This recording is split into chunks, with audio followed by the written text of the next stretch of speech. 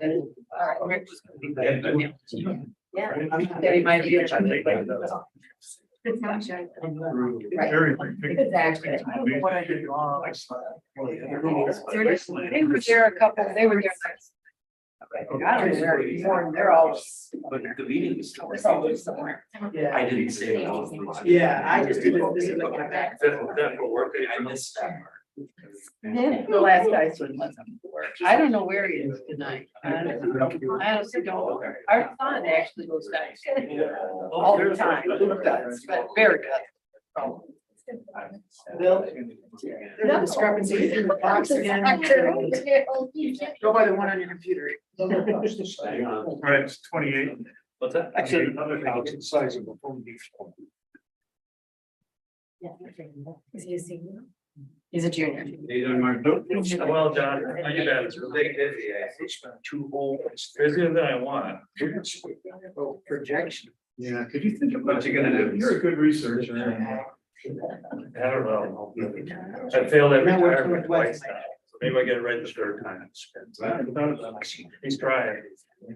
That's always. I gotta, just gotta say no more often. It's not as easy as people. It's not. Are you particularly looking for age or family size? Especially those metrics like, yeah. Especially in age. Yeah, that's why I say, yeah, Family, household size. What happens? He's trying to retire. It's a crazy. You know, and also. I mean, it really State of is. Michigan might When be you really projecting on that. No, we start Monday. I wonder if the state's new housing plan. Yeah, But I don't know if they have it for Harbor Springs, that's a problem. Okay. But maybe the county. Yes. county. All right, it's 5:30, everybody. Upstairs. Oh, All right, I'd like to call this meeting to order. This is the City of Harbor Springs, Michigan Planning Commission. Today is Thursday, August 17th. It's 5:30 p.m. Thanks very much. And Jeff, would you like to start us with a roll call? I sure can. Vanessa Warren, Here. Emily DeBay, Here. Bob Thoma. Here. Bill Mulder, Here. Mark Bidet, Here. and Nancy Rondell. Here. We have a quorum. Bill, I would just like to say that if anyone on Zoom wants to comment, they would have to raise their hand on Zoom. We have our controls pretty strict, so we do have a person or two. Okay, great. First thing we're going to do is take a look at the minutes from our last regular meeting on July 20th. And have people had a chance to take a look at those minutes?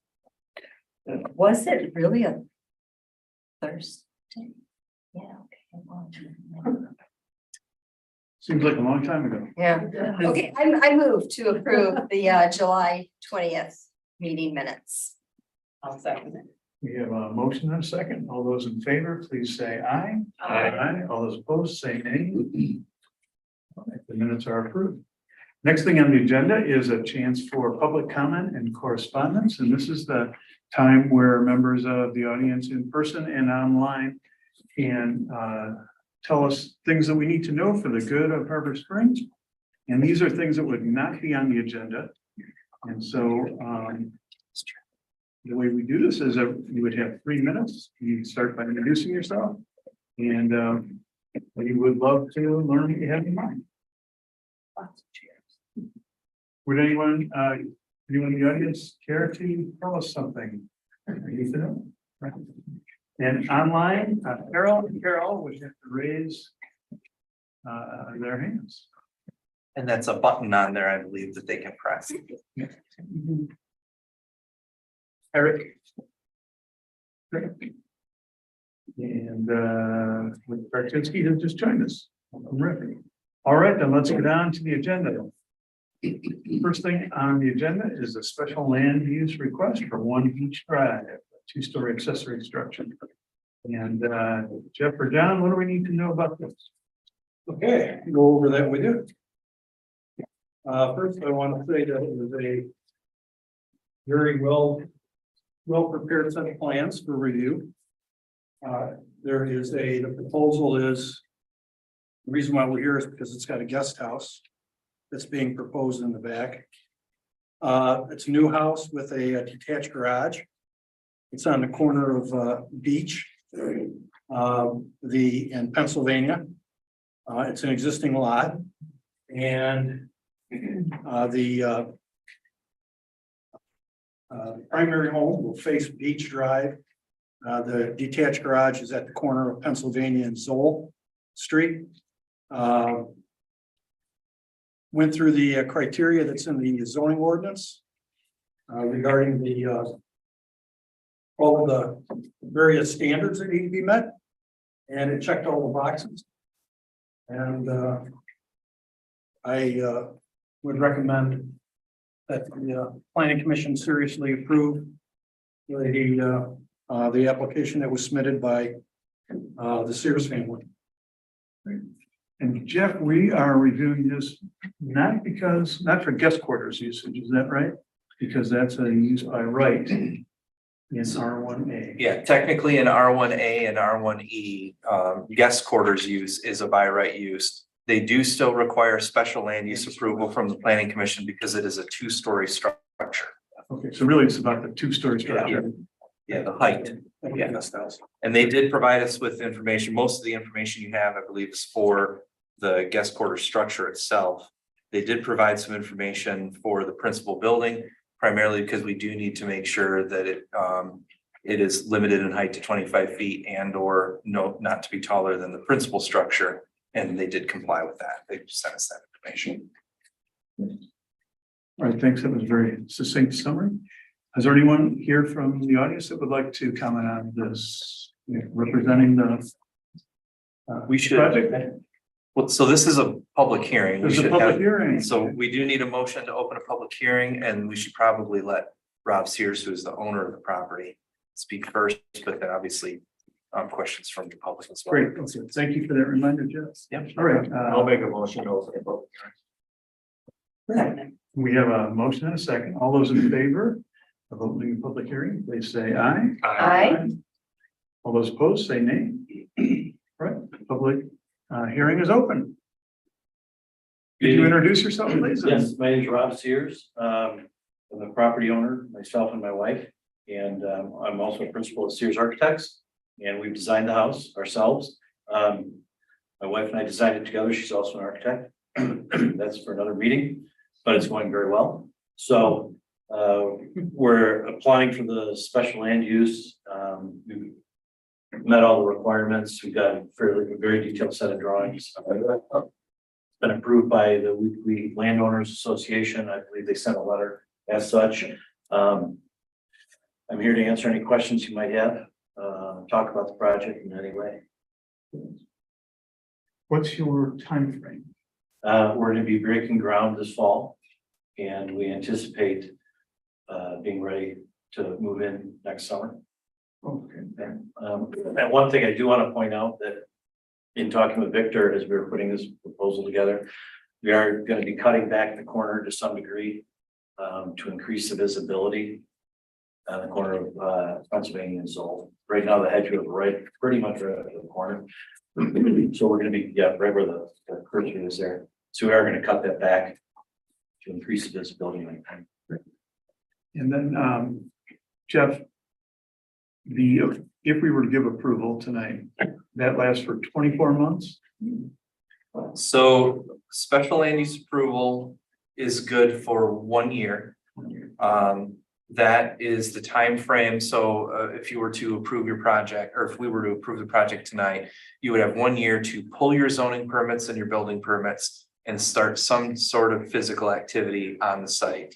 If you don't think it would happen within that time frame, you do have the option to come back for an extension of 1 more year. Okay. So if you think that it's going to be longer than that for the start of the project, you could of course come back at a later date for this request. We're not thinking it's going to be longer. Assuming we get approval tonight, we're planning on applying for building permit next week. So that So it should sounds be- like 12 months would fit your schedule, Oh, yeah. were we to approve it tonight. And that's just for the start of the project. They of course have more time to continue the work. I have just a general question that I don't know the answer to. Can the accessory building be built before the primary, or does the primary have to be built before the accessory started?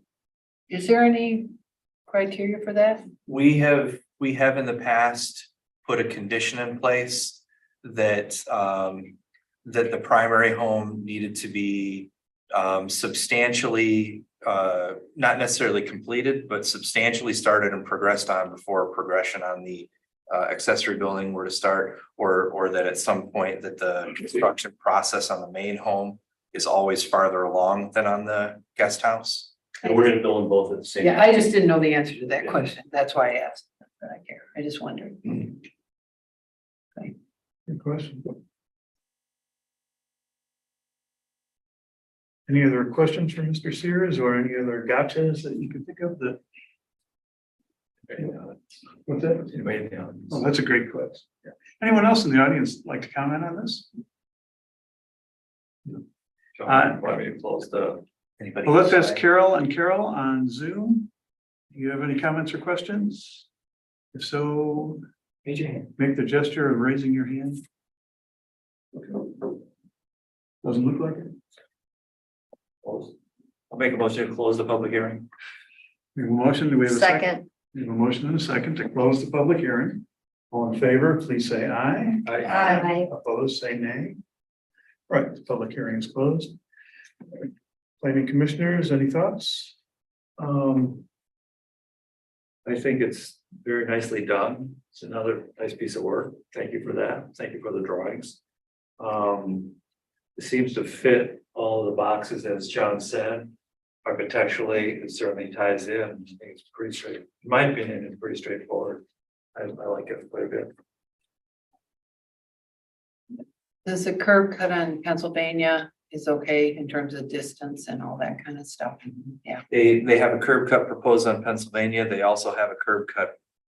It's an existing curb cut on Zoll Street, Yeah, that one's already there. and they're substantially far away from the intersection. Yeah. So it shouldn't be too much of an interruption, it should be safe. Crazy corner, but cutting that hedge back will help. That's just a busy Yes. spot in the summer. And that doesn't alter any of the parking on Soul Street, right? That curb cut's already. It's there. already there, That's so been no there one's parking forever. there anyways. Yeah. That's been there a really long time.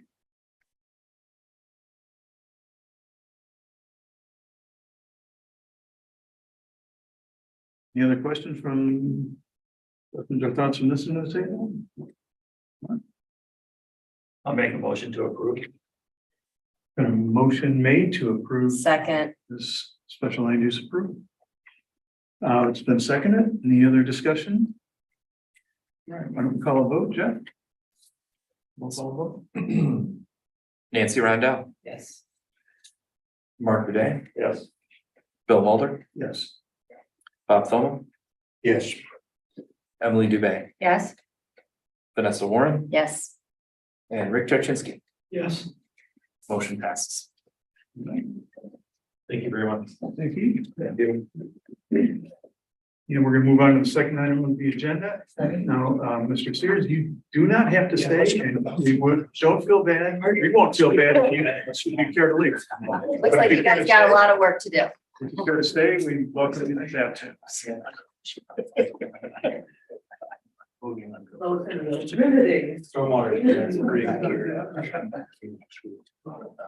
Thank you guys. The dog chasing its tail.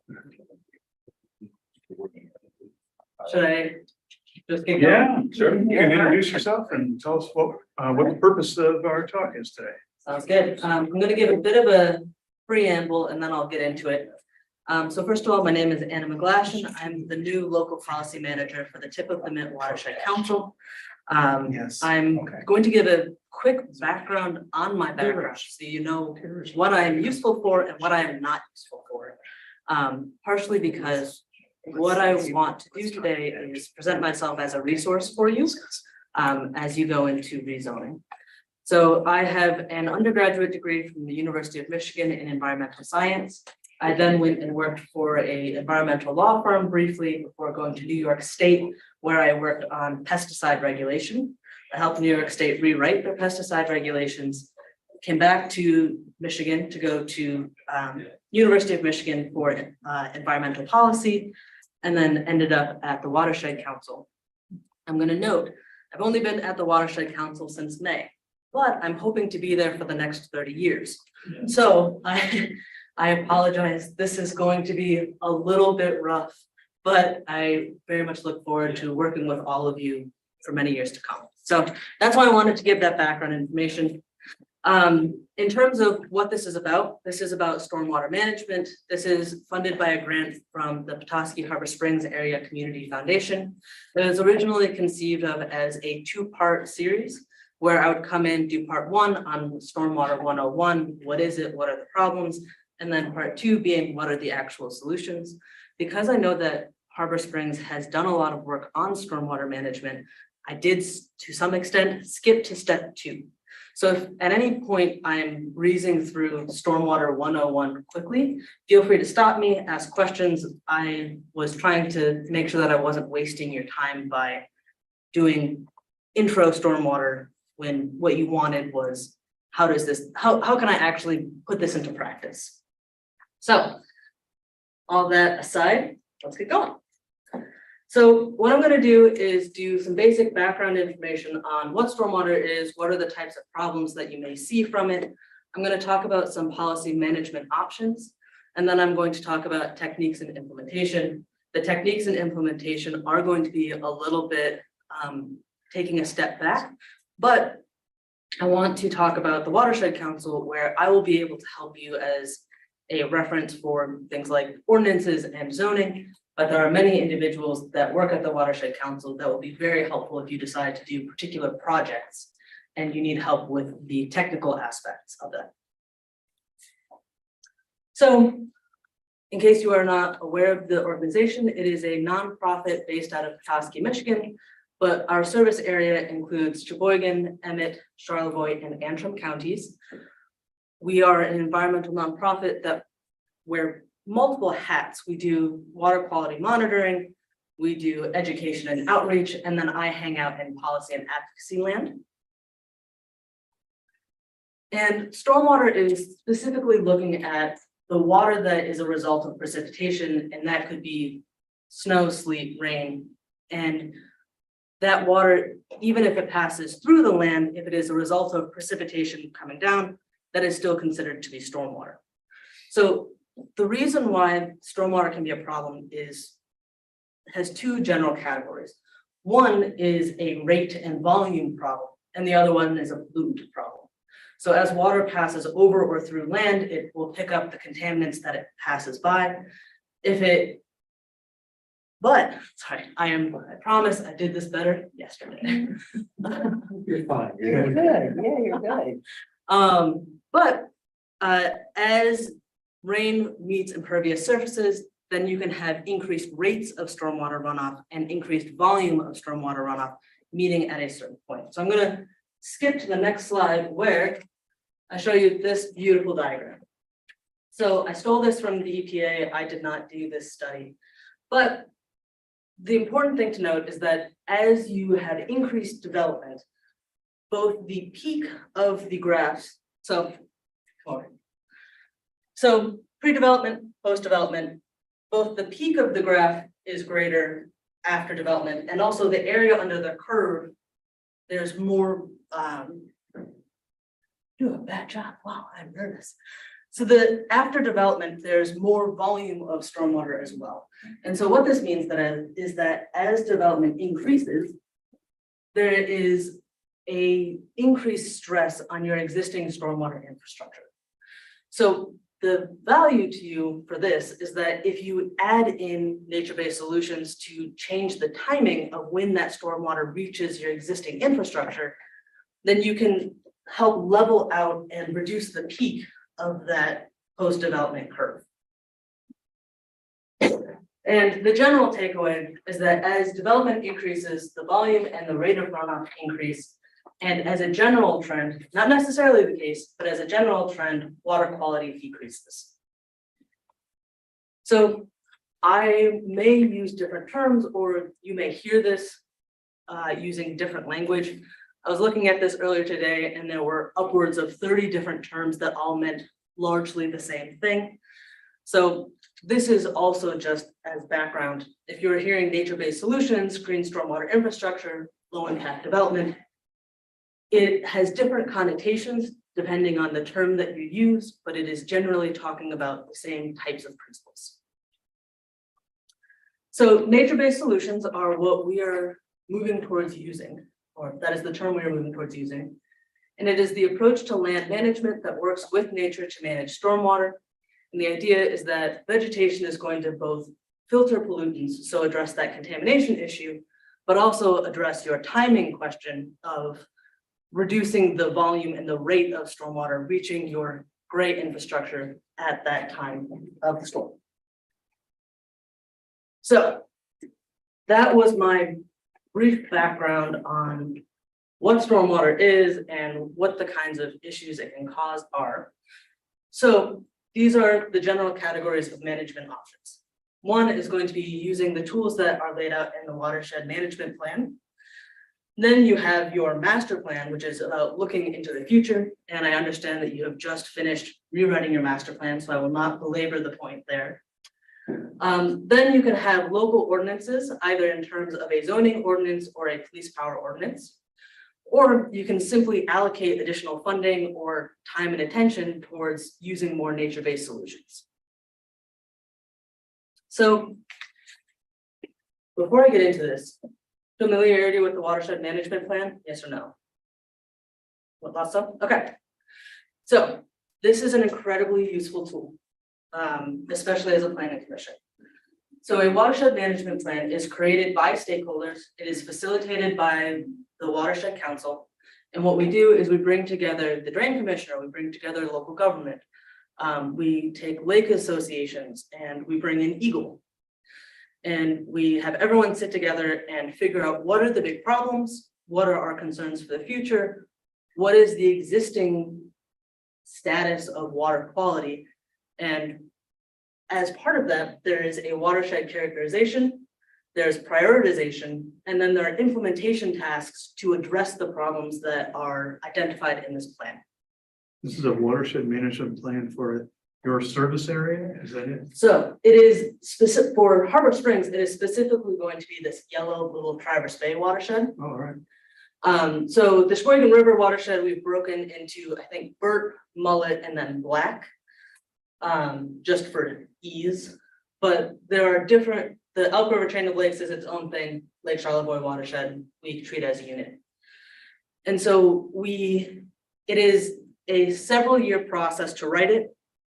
It then is sent to Eagle for approval. Once Eagle approves it, it's sent to the federal EPA. Once the federal EPA approves it, all of the implementation tasks that are listed on that plan are valid for Eagle 319 funding. And the good news is, well, sort of the good news, is that Harbor Springs has been listed as a critical area for stormwater management. So what that means for you is that if you decided that you wanted to undertake a specific project to address stormwater issues, you could look in the stormwater management plan for particular priority areas, and you would likely get funding to address those problems. It's also useful in terms of directing your attention. If you know that you want to do some type of intervention, but you don't really know where to start, this is a good place to say, people have already come together and identified priority areas. The watershed management plan also has these two tables that you do not need to read the fine print on. Big sigh of relief. I just wanted to highlight that these do exist. So the first one is the Little Traverse Bay watershed implementation steps specifically for stormwater, where you can see that it's broken down into high, medium, and low priorities. And you can just pull out a task and you will probably get funding for it. And it has already been identified as a task that will improve water quality. And the second is this table on pollutant removal efficiencies, where you can specifically look at this and say, I know that this area over here has a problem with sedimentation, and this area over here has a problem with nutrient control. And so you can choose the technology that is actually going to be impactful for that particular problem. So that's all I wanted to say with this, is that the watershed management plan is a very useful tool for prioritization and also for identifying solutions. So stormwater master plan, I'm not going to ask you to rewrite it at this point. We generally have suggestions of identifying and eliminating illicit discharges, encouraging wetland and or riparian zones, encouraging nature-based solutions and engaging the community. I went through the existing master plan on the website, and goal 1 did a great job of hitting many of those points. So you're on track. The next idea would be to use an ordinance, which and this is going to be a standalone police power ordinance, is what I was looking at for this slide. Typically, we talk about a standard of no net runoff from new development, with specific limits on pollutant loading and volume of runoff. We also recommend requiring green belts for waterfront properties. I was talking to Bob about the potential lack of new development that might be happening on the waterfront, and therefore there might be limited applicability for passing a new ordinance and then it making a real impact. So it would be up to Harbor Springs to decide if that's something that you want to spend your time on trying to pass. Currently, I was not able to identify a standalone ordinance, but several components that we would normally try to look for in a ordinance were addressed in city code, such as no waste discharge and stormwater being passed into a designated storm sewer. So this is where the rubber is going to somewhat meet the road for you. Harbor Springs does have some language around requiring green belts, but there are a few applications of when that's actually necessary. And the language defining the requirements for what that green belt actually look like is very sparse. And so additional language there might be helpful. There is language to require gradual grading and to prevent runoff of surface water onto adjacent properties. But there are very limited water quality specific provisions in your waterfront district and waterfront resort district overlays. So that was just a thought of areas where you might be able to add in stronger language. And if you want me to come and actually take a look at your existing zoning in more depth or talk to you about particular language choices, I would be happy to do that. Unfortunately, I did not have the time and capacity to come in with specific recommendations for this presentation today. So on to our fourth and final category, just using more stormwater management techniques. So shoreline protection strips are very useful both for removing pollutants before it hits the water and also for delaying the input of that water into surface water. Increasing the use of rain gardens and vegetated swales to detain water. I believe that you are already doing a great job of using inserts into your catch basins. See a nod. Yes, okay. Adding in provisions to incentivize interventions like green roofs might be a good idea as well. Or making it easier or necessary to use permeable pavement or pavers, especially in waterfront adjacent areas, might be another intervention that might be low-hanging fruit. And can I add here that we do have from the Watershed Council a grant to do a rain garden, which we are doing on August 25th at the Ottawa Stadium. We're reposting that Ottawa Stadium parking lot. That's what they're building right now. That's what, yeah, they're getting, so we got, that was like 3 years ago or 2 years ago, we've been working on getting this rain garden in somewhere. And so yeah, that's August 25th, but I just want to say that we are doing that as. Yes. And I think that we're also planning on doing a workshop as part of the. Next Friday. Yep. So the last 2 slides, and then I promise I'm done, are not necessarily important, but that I thought were general good information as well. Some general principles for nature-based solutions would be to conserve tree canopy and existing vegetation rather than doing a full removal. Minimize impervious surfaces whenever possible. be aware of strategic timing and the time at which that water reaches different points in your existing stormwater infrastructure and ways that you can strategically time that so you don't overwhelm particular points, especially as development increases. Using integrated management practices, so don't just say, hey, we have an existing system, but using a scattershot approach where it isn't just rain gardens or gray infrastructure, but trying to do everything at once. And then pollution prevention. So Emmett County's transfer station routinely has hazardous material drop-off days. One thing that is relatively easy to do is making sure that that is very apparent to the public. If you're not storing pesticides in your backyard, it is significantly less likely that that will accidentally end up in a storm drain. Last thing, if you're doing a rain garden, any plant is better than no plants, but native plants are going to be better than invasive species. Clustering development to preserve open space is also a great idea. Designing buildings and roads to minimize impervious surface. So it's not just about the design specs for roads, but about how those are clustered. And then coupling those general principles with education and outreach to make everything more effective.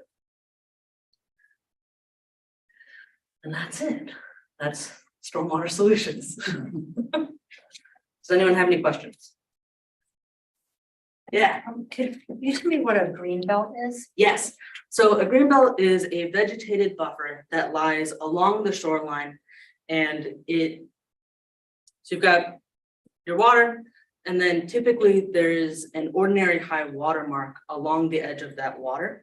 And what we'll recommend is that behind landward of that ordinary high water mark, you have somewhere 25 to 50 feet of vegetation that is not mowed. And the easiest way to do this is just to say, please don't mow that section.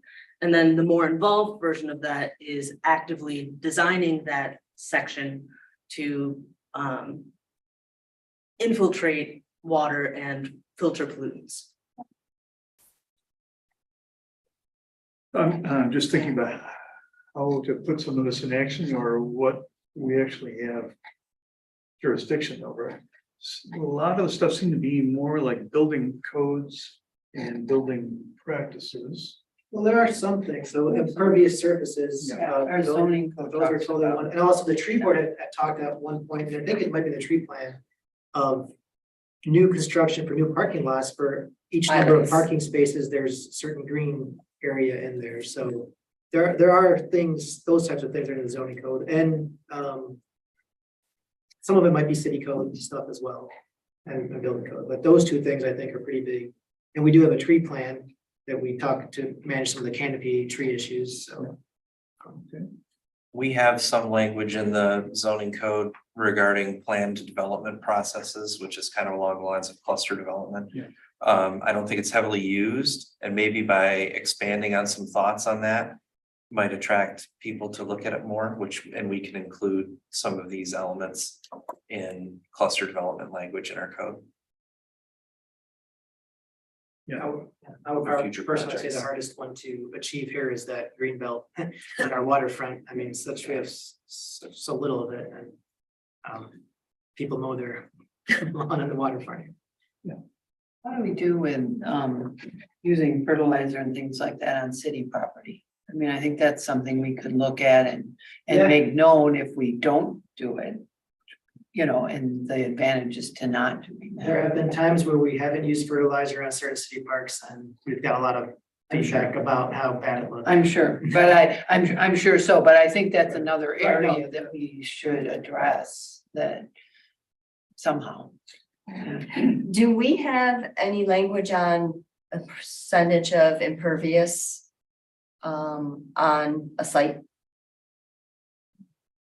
Nothing specific to stormwater stuff. We have language, for instance, in residential properties, we have a maximum lot coverage for improved structures. We haven't really gotten into any language regarding paving or patio areas. On commercial properties, we have a maximum lot coverage for all structures and hard surfaces. Mhm. I think it's pretty lenient. I think it's like 80 or 90% Can be impervious. can be, right. Well, we're talking generally though about properties within the central business district and things like that. So we have something in the code that says, I know we do, that parking lots have to be paved. We ran into that with Dr. Pierce's office Yes. downtown. Yeah. And And that's kind of another issue where when we have, older non-paved, when you have gravel, then that runs out and then you have gravel debris that can then get into the storm sewer and cause other issues. So right now, we've said, primarily, concrete or asphalt. But we can certainly open that up and say we'd like, other solid surfaces that are porous could be implemented. well, we talked about that up at the Harbor Market, I call it the IGA, the Harbor Market, about the parking area, looking at things, not necessarily paving that. So I think there's some areas we could do some of that in.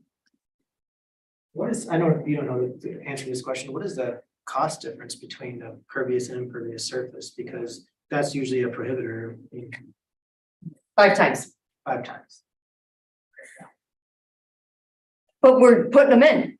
know, I mean, I say that and they're going in almost all of my projects. So they're still going in, they're going in like for parallel parking, or they're going in certain, like maybe a row of parking. Or maybe a drop-off area where like bicycle racks are, so it's slow because of the price, but it's happening. But we do have to balance the price, I agree, I mean. You have to. You have, well, yeah, that's the whole affordability of housing, Correct. that all enters in if we require it. Right, you wouldn't be able to afford it, I mean. Yeah. You, So we have you to just look simply, at- you can't, I mean, the folks that, I mean, I work with, government entities, so, it's a little bit different for them. Yeah. But they're taking things out of their project to put that in, so they're making decisions to do that. And there have been 1 or 2 properties. I can think of 1 or 2 homes on Glen Drive that have done in Mhm. impervious surface driveways. So I think some people are choosing to. The higher end is gonna be able to, do it. Yeah. That's, We could provide in some other ways, some incentive. Yeah. If you're willing to do Some way. this, then the Right. city would be some way willing to to do balance X. it off.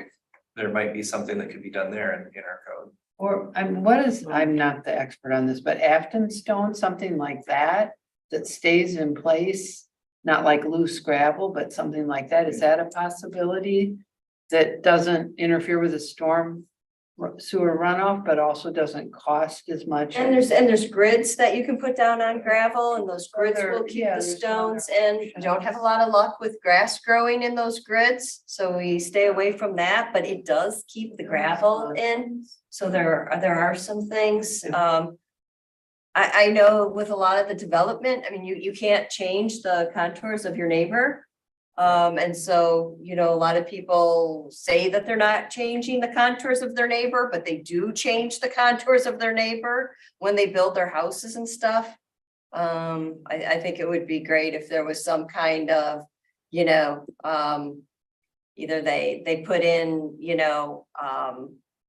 after drawings or something to prove it, but it seems like every time somebody around me puts in a patio, puts in a drive, puts in a house, puts in anything, I just become lower and lower and lower. And I think now I'm the lowest Yeah. on my street because everybody builds up and they're changing the contours around me and everyone's draining to me now. Bozeman has it in their ordinance, it's actually from, the building department.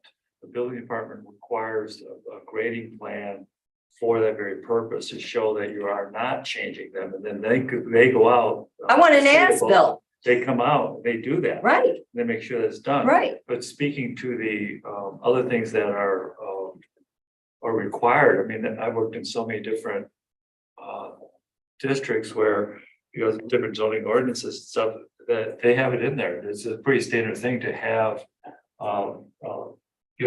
not a certain amount of non-pervious area that has to be there. So these things are usually tied together. Ours isn't, but they typically are. So I don't think the city necessarily would have to give back anything for that. It's just, this is just what it is. That's really standard in most in most jurisdictions I've worked in. To the degree of you have to provide as-built drawings to prove it. Yeah. But it's always been my understanding that it's illegal to run water off your property or somebody else's. Is that Correct. true? That is I think true. it's true, it's illegal. We do have The language problem in our is, code. it's like, if it does happen, then the onus is on the person being affected by it to prove it, which Yes. costs time and money. Yes, And so I don't know, some way to get around that, that if you do that, then you're responsible for the cost of enforcement and all that kind of stuff. And it's a very proactive stance to take, but that's, I mean, and I know we're a small city, but as it comes to ordinances, this is probably one of the easiest I would ever have to design for. Some of these ordinances, it's tree inventories and it's percent impervious, and I'd really like us to go into the tree inventory mode. So, if you're gonna take down 100-year oak, what are you gonna replace it with? So language like that. Evangeline Township and what's the other one down by Moyne? They both have very strongly worded ordinance sections speaking to the previous area of requirement and also for green belts. And even down there, they have, it's waterfront property, like Charlevoix, it's very expensive. But they still have that requirement in there, and they're able to do, and even around Burt Lake, done several projects up there where we have to deal with the green belt. And people have gotten very creative in how they connect to it. And it doesn't have to be lawn, and it looks beautiful. So this can all be done, and it is being done all over the country. It's just not so much here at the moment. I think it's, thank you for the information, because I think this is a valuable conversation to have. Are you planning to have this conversation with all of our surrounding townships? Great. And we've had a couple of projects near the Shea Drain, which is right up The biggest catch, right? Yeah, that's it. That's what comes into our, what do we call it? What do we call our tunnel? The spillway? Yeah, spillway, thank you. Shoot. Yeah, and we have been struggling with it. We've been looking at topo maps and trying to calculate, and trying to be sensitive to runoff, but we don't really have jurisdiction to tell people a lot of things. Would the Watershed Council consult with a property owner as they were making their plans and We would definitely consult. The two individuals that would be doing it would be Lauren Dye and Noah Jansen. Noah is the one who's working in Ottawa, and he, this summer, is very, very busy. So if you wanted to have so is it something where we would come in and do an outreach campaign and say, hey, how can we help you? Or is that something where we would just be a reference option? yeah, my thought is if someone brought a plan to the planning commission for approval and they said, and we consulted with the Watershed Council and they've given us some ideas about vegetation and about the slope and about some ways that we could mitigate any kind of runoff, we'd feel more confident about approving or not approving. Without making it mandatory and So in terms of just referring people to us, that is definitely allowed, and we would be very happy to get involved. Where I'm waving my hands is a campaign might be something where we would need to sit down and determine the scope and time resources. Yeah. And it's not that we wouldn't want to, it's just a timing.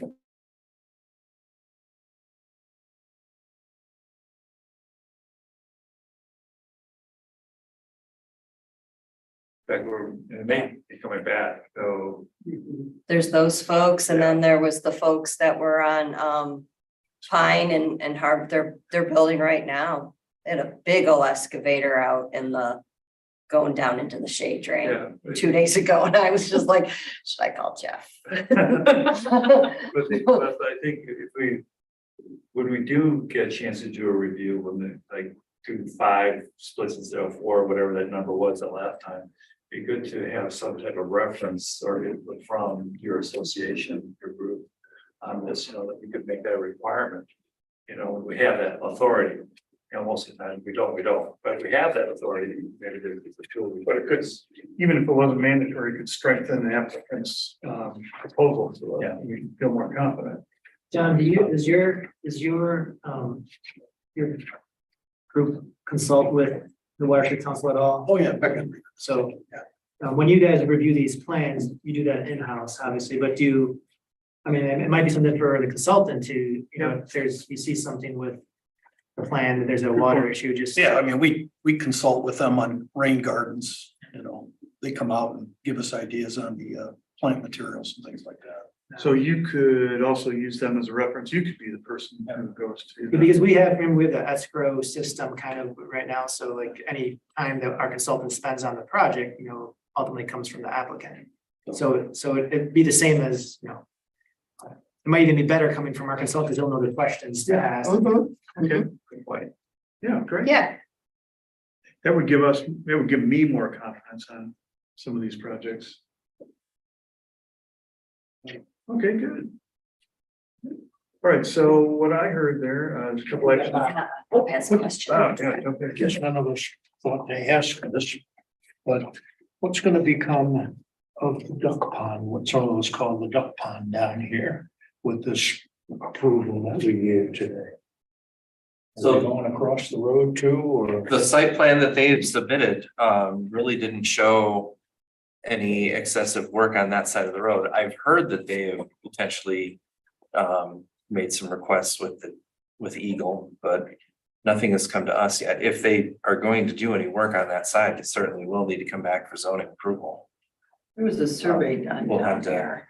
We'll have to Like see. this spring, there were a lot of markings on that side of the road out into the pond. So somebody official took a look at it. I don't know who it was. Is that on 1 or on 2 Beach Drive? It's on It's on one. I one. think at least part of it's on Yeah, one. it's on one end to it. Yeah, I think it's split, but at least part of it's on.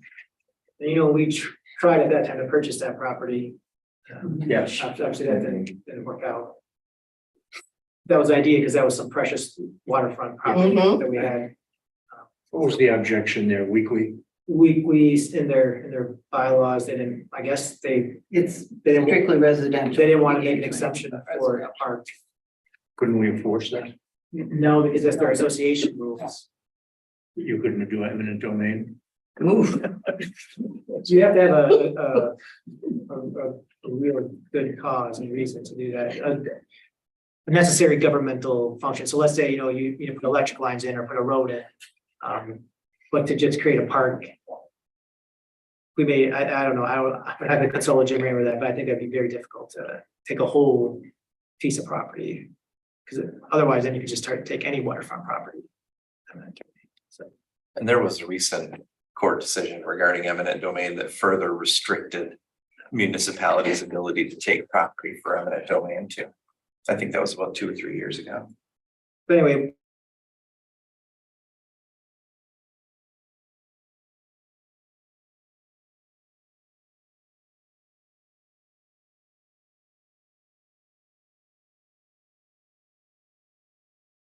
On that side of the street needs to come back here? I'll reach out. Rob is gonna have to come back in for his zoning approval, following our approval of this special land use last night. I'll make sure I have a discussion with him about the waterfront side there and see what kind of attention they're planning on putting on that side. Well, it's a wetland. Well, So it's, it's navigable water. It's open to the lake. yeah, So that's really a domain of, help me, there's. there's not, I don't know what they think they can do, but it's, They might be working something or trying to, I wouldn't be surprised at that, but to what we had to decide tonight, it's Yeah.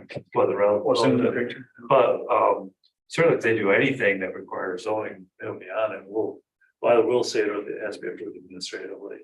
But there's not a whole lot they can do over there. That's open it's to a the wet, it's a lake. wetland. And it's open to the lake. Right, So which And means that they're it's fine looking. continuous to a big body of water, which means they can't do anything. I suspect they're looking to get a boardwalk across it or something.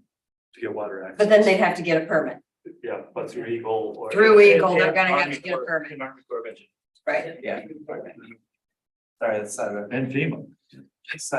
Yeah, About the water, the stuff that comes off of that construction site too. Well, that's it. They have erosion control that has to Yes. have, They silt would fencing and have all to that has have to happen.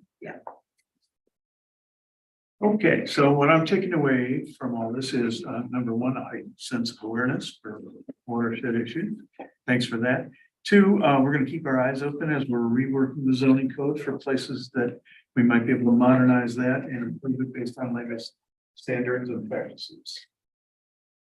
Everybody in sync with that? And John's gonna help us watch out for that kind of stuff. And then on applications for projects that have a stormwater aspect, John's gonna bring in whatever resources he thinks are correct and help us get a higher level of confidence on these things. Sounds good. Anybody else have any questions or comments on stormwater? All right, thank you. No, but I have a comment to make about what we just voted on. Let's. I voted in favor. Thank you. Thank you very much. Thank you, Anna. I voted for this because I couldn't think of any legal way to not vote for it. The ludicrousness of what went on here tonight doesn't elude me. We keep having meetings about affordable housing, smaller housing, housing for young people, and then we and then we mega mansion. Just saying.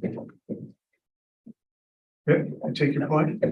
We Like I didn't said, I didn't vote really, against it because I couldn't find any legal way to do that. we However- weren't asked to vote on the house, the size of the house, the use of the house, right? Property owners, as long as they work within the boundaries, they can build a big house or a little house. On a piece of property that we could have built 3 houses on. For normal people. Young people. But anyway, I just wanted to say that and get it off my chest. Well, it's frustrating. I mean, it is. Take your point, yeah. Yeah. So a question in terms of the committee that's been working on the zoning code and all that, how is that going? Because that impacts smaller houses and smaller lots and all the things you guys have been talking about. Is that going well? It is going We're well. making progress? I think we made our report to you all at Yep. the last meeting. And so we've met once since then. And we are focusing now to preparing to give some previews to the public about the recommendations as they're developed. And so that's what we're going to be working on next with a whole communications plan that we'll put together and get your concurrence on it.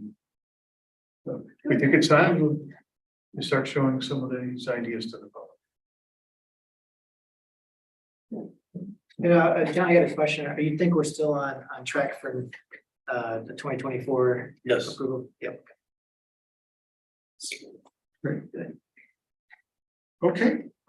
Any other topics, old business, new business, member comments of any kind?